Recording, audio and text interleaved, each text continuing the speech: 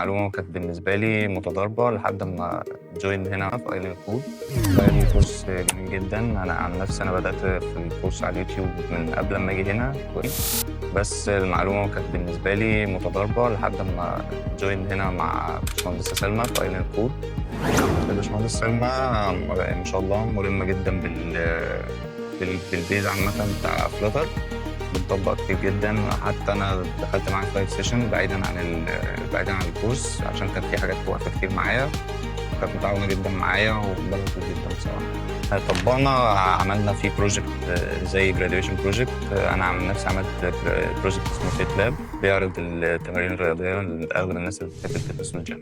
أنا خريج حقوق، اشتغلت سيلز شوية واشتغلت انتيريور ديزاين شوية، بس يعني أنا بصفة عامة بحب الكمبيوتر فدخلت مجال الديفلوبمنت.